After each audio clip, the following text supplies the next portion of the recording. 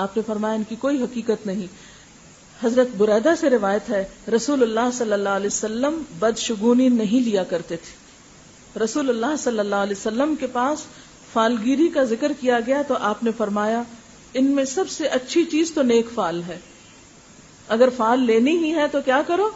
نیک فال لو. نیک فال کیا کہ مثلا کوئی نیک کام ہو تو انسان اس کو اپنے لیے خوش قسمتی کی علامت سمجھے کہ شکر ہے نیکی کی توفیق ہو گئی، یا کسی نیکی کی جگہ پہ جانے یا کسی نیک انسان سے ملاقات یا نیک لوگوں کی صحبت، اس کو اپنی خوش قسمتی کی علامت سمجھے.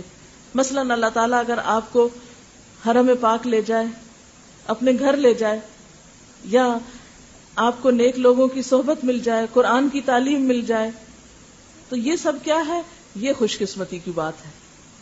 پھر اسی طرح آپ نے فرمایا اور بدفعلی کسی مسلمان کو کام سے نہ روکے، پس جب تم میں سے کوئی شخص ناگوار چیز دیکھے تو یہ دعا پڑھے اللہم لا یأتی بالحسنات الا انت ولا يدفع السیئات الا انت ولا حول ولا قوة الا بک.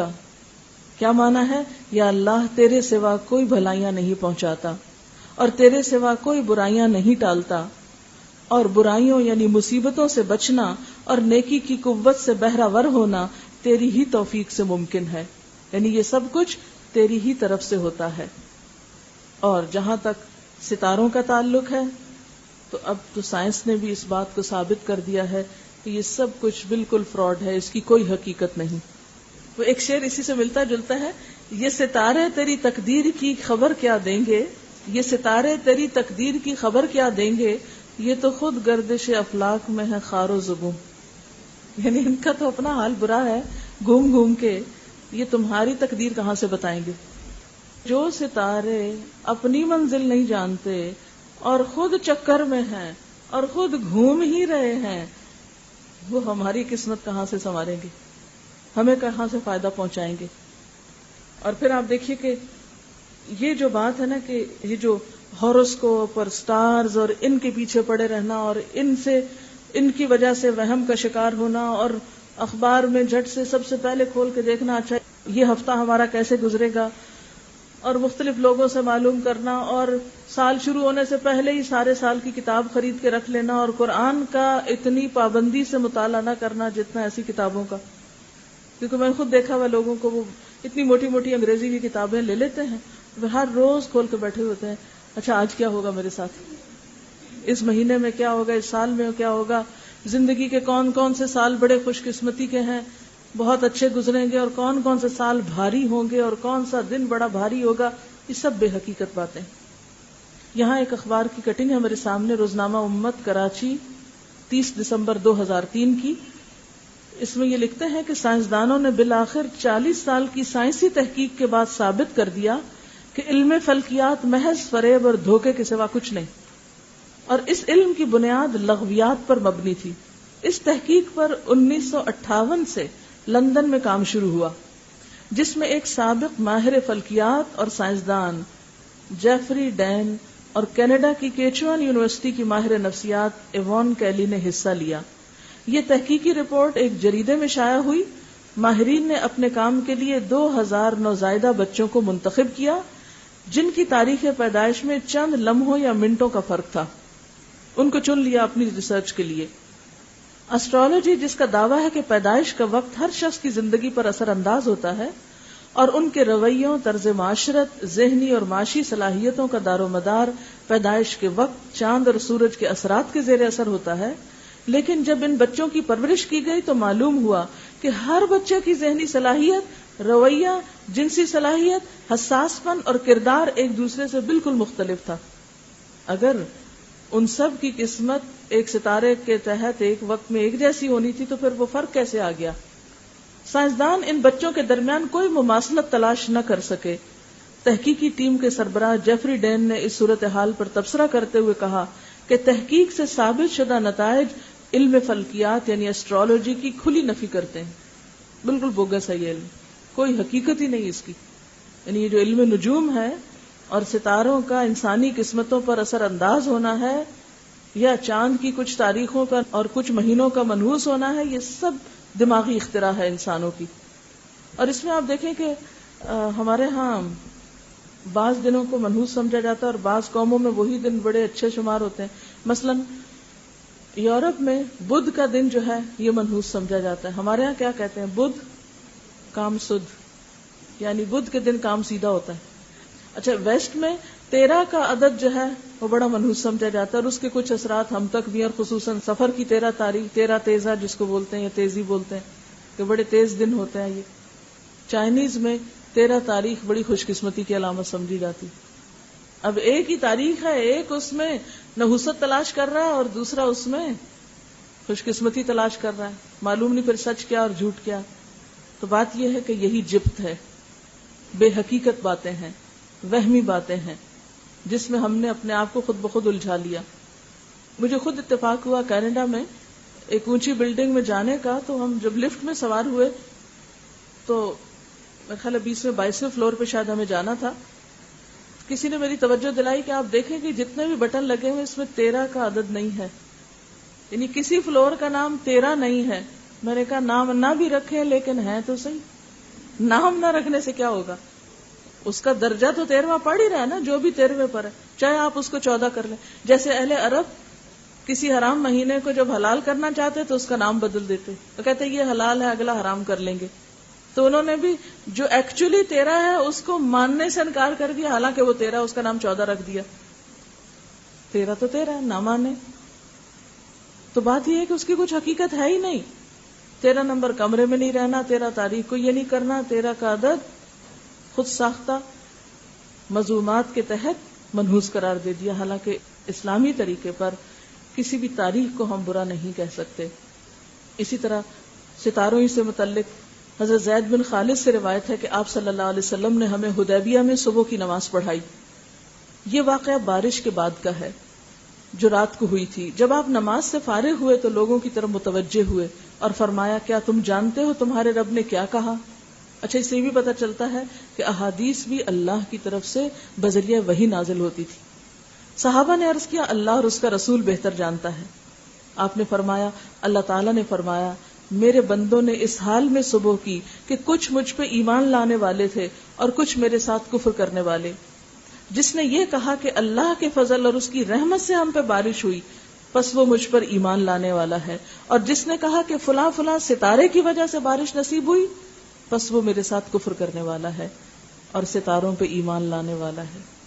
تو گویا ستاروں میں اپنی قسمت تلاش کرنا اور ستاروں کو اپنی خوش قسمتی کی علامت سمجھنا یا بدقسمتی کی، یہ انسان کو کفر تک پہنچا دیتا ہے. اور بات یہ ہے کہ دور قدیم میں تو جو کچھ ہوتا تھا سو ہوتا تھا. یہود و نصارہ یا اہل کتاب کے اندر اگر اس طرح کی توہمات تھی تو ان کی کچھ مجبوری ہو سکتی ہے کہ ان کی اصل کتابیں ضائع ہو گئیں، ان کے پیغمبروں کے حالات پوری طرح اور ان کی تعلیمات محفوظ نہ رہ سکیں.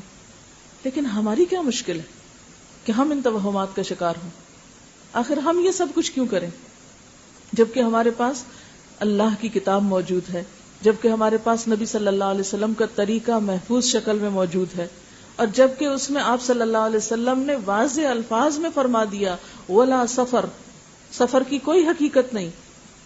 اس کے باوجود ہمارے معاشرے میں یہ سب چیزیں عام ہیں. اور شاید اس کی ایک وجہ یہ بھی ہو سکتی ہے کہ ایک بالکل موضوع روایت، موضوع کا مطلب آپ سمجھتے ہیں اب کیا ہوتی موضوع؟ من گھڑت، جھوٹی، جس کو حدیث نہیں کہا جا سکتا. بالکل موضوع بات ہے. من بشرنی بخروج سفر بشرتہ بالجنہ، جو شخص مجھ کو ماہ سفر گزرنے کی بشارت دے گا میں اس کو جنت کی بشارت دوں گا. یہ بالکل جھوٹی بات ہے، یہ حدیث نہیں ہے. ہو سکتا ہے کہ کوئی شخص جس کو آپ یہ بتائیں کہ بخاری کی حدیث میں آتا ہے کہ سفر کی حقیقت کچھ نہیں، تو وہ آپ کو یہ کہے کہ دیکھو یہ حدیث بھی ہے تو یہ حدیث ہی نہیں ہے، یہ بالکل موضوع یعنی گھڑی ہوئی بات ہے. تو اس مہینے میں شادی سے پرہیز کرنا یا تقریبات کا نہ منانا اور اس کو منحوس سمجھنا یہ اسلامی طرز عمل نہیں. اور اسی طرح 13 تاریخ کو گھنگنیاں ابال کے کھانے کے پیچھے بھی کوئی سند نہیں. اسی طرح 365 آٹے کی گولیاں تالابوں میں پھینکنے کی بھی کوئی حقیقت نہیں. اب آپ دیکھیں کہ انوائرنمنٹ کے لیے بہت کانشیس ہیں لوگ، جو پڑھے لکھے لوگ ہیں. اقوام مغرب اس کے بارے میں دن رات پروپیگنڈا کر رہی ہیں کہ جتنی سائنس ترقی کرتی جا رہی ہے اتنا ہی نیچر جو ہے اس میں مداخلت ہو رہی ہے، اور بہت سے چیلنجز بڑھ رہے ہیں انسانوں کے لیے، اور زمین پر رہنا جو ہے وہ دشوار سے دشوار تر ہوتا چلا جا رہا ہے. اور اس میں ایک مسئلہ انسان کا پولوشن ہے. اور کیا کریں جب لوگ دین کے نام پر، اسلام کے نام پر تالابوں میں آٹا پھینک کے پولوشن کریں. آپ خود سوچیں کہ اگر ایک شہر کی آبادی، آپ کے شہر میں کتنی آبادی، 1 کروڑ سے زائد کی آبادی، اگر ہر شخص اپنی نحوست دور کرنے کے لیے اس دور میں جب کہ آٹا 20 روپے کلو ہو گیا ہے، غریبوں کو کھانے کو نہیں ملتا، اگر 365 گولیاں بنا کے سمندر میں یا تالابوں میں پھینکنا شروع کریں تو حالات کیا ہو جائیں گے؟ کیا لوگ ہم پہ ہنسیں گے نہیں؟ کیا ہم جانوروں کو کھلا رہے ہیں یا مار رہے ہیں؟ مچھلیوں کو اتنا آٹا کھلانا اور ان کے جینے کا پانی پلوٹ کر کے رکھ دینا، یہ کہاں کی عقل مندی؟ اس قسم کی باتیں جو مسلمانوں کے لیے جگ ہنسائی کا سبب بنے، ان سے خاص طور پر پرہیز کرنا چاہیے. اچھا، پھر آپ دیکھیں کہ اس مہینے میں ایک دوسری انتہا بھی پائی جاتی ہے. ایک طرف اس کو منحوس سمجھتے ہیں اور دوسری طرف کچھ اور کام بھی کیے جاتے ہیں. مثلا آخری بدھ جو اس مہینے کا ہے اس میں چھٹی کی جاتی ہے، کاروبار بند کر دیے جاتے ہیں. خصوصاً جو ہاتھ سے کام کرنے والے کاریگر اور مزدور قسم کے لوگ ہیں وہ چھٹی مناتے ہیں. وہ کہتے ہیں اس دن کام کرنا درست نہیں. اور مٹھائی کا مطالبہ کرتے ہیں، باقاعدہ مٹھائی بانٹی جاتی ہے اور اس دن چھٹی دینا باعث اجر و ثواب سمجھا جاتا ہے. اور بعض لوگ، خواتین خاص طور پر، اس دن اچھے کپڑے پہنتی ہیں. لوگ خصوصاً تفریح کے لیے نکلتے ہیں اور اس کے لیے کیا دلیل پیش کرتے ہیں کہ نبی صلی اللہ علیہ وسلم بیماری کے بعد اس دن صحت یاب ہوئے تھے اور آپ سیر و تفریح کے لیے نکلے تھے، تو ہم اس خوشی میں یہ سب کچھ کرتے ہیں. حالانکہ تاریخی اعتبار سے یہ بالکل الٹ بات ہے. حقیقت یہ ہے کہ اس دن آپ صلی اللہ علیہ وسلم کی بیماری کا آغاز ہوا تھا، جس میں آپ نے وفات پائی. جس بیماری میں آخر کار آپ نے وفات پائی تھی، اس بیماری کا آغاز سفر کے آخر میں ہوا تھا. اور ہم اپنی لا علمی اور نااہلی کی وجہ سے اس دن تفریح کر رہے ہیں، چھٹی منا رہے ہیں، مٹھائیاں بانٹ رہے ہیں. یہ سب کچھ کیا ہے؟ کسی عام انسان کی بیماری اور وفات پر بھی کوئی ایسے نہیں کرتا، اور کہاں ہم مسلمان اپنے پیارے نبی صلی اللہ علیہ وسلم کی بیماری کے آغاز پر ہم اس قسم کی تقریبات منا رہے ہیں. یعنی کچھ لوگوں نے تو سارے مہینے کو اپنے لیے حرام کر لیا اور کچھ نے موج میلے کی بھی صورت نکال لی.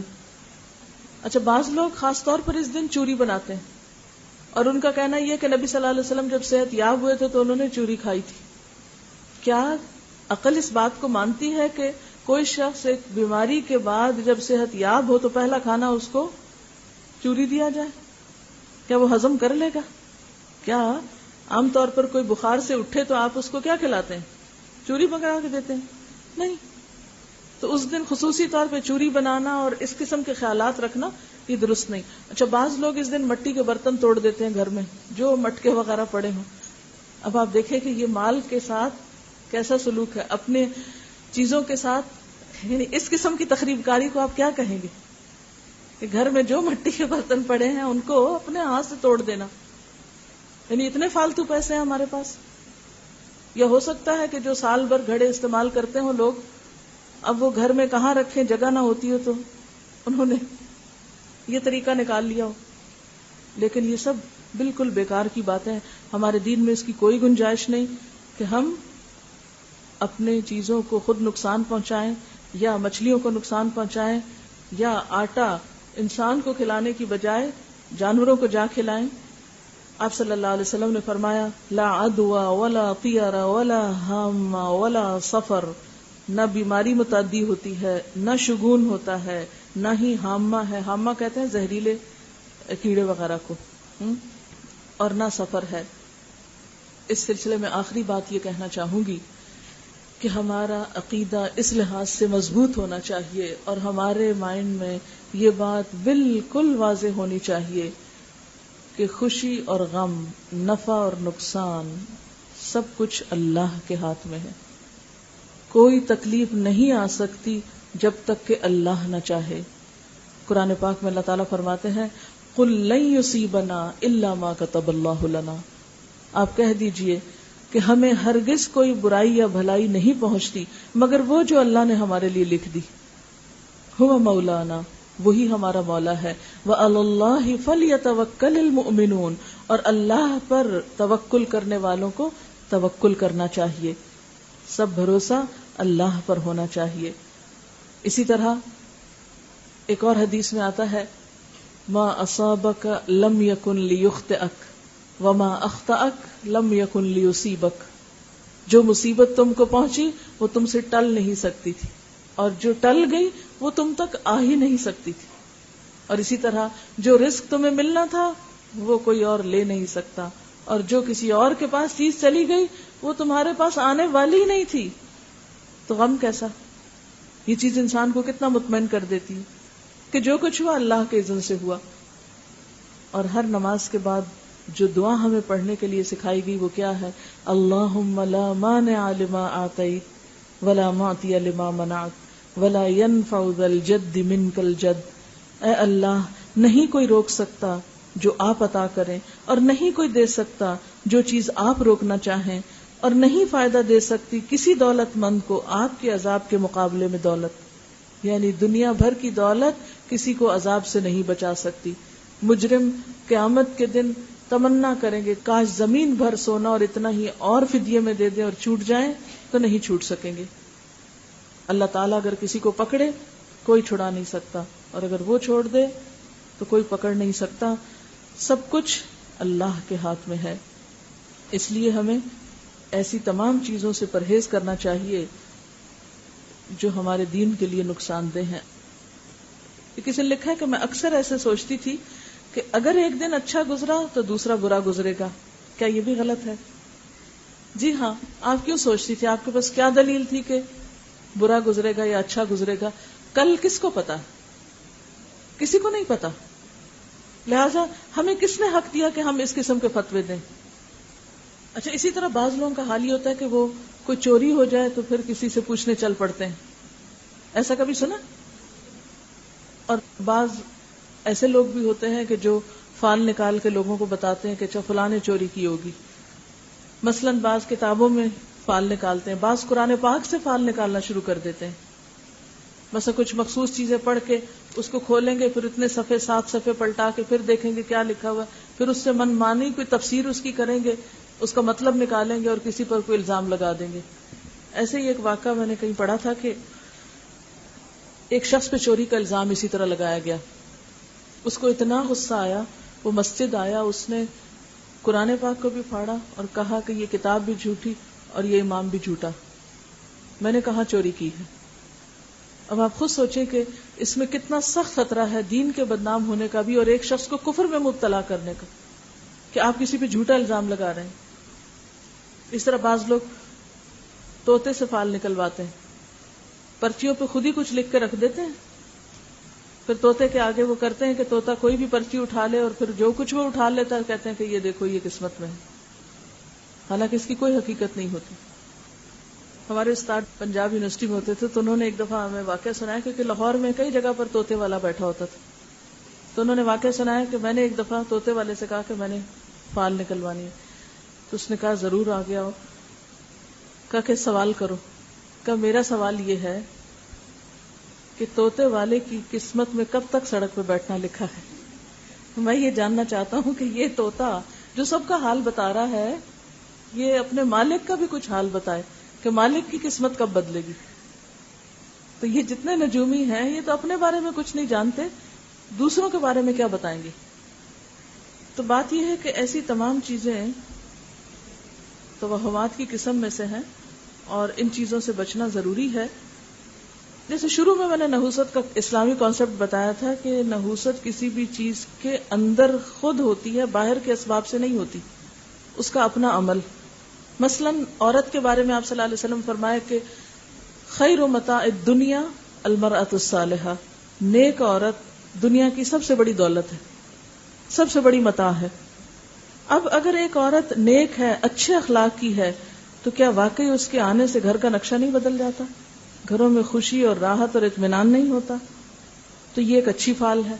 ایک نیک عورت کا گھر میں قدم رکھنا خاندان کو نیکی کی روش پہ چلا دیتا ہے اور یہی اس کی فال ہے. اسی طرح ایک گاڑی وہ ہوتی ہے یا ایک گھوڑا وہ ہوتا ہے جو سدھایا ہوا ہوتا ہے ٹھیک چلتا ہے، آپ کا ہر کام وقت پہ ہو جاتا ہے، اور ایک گھوڑا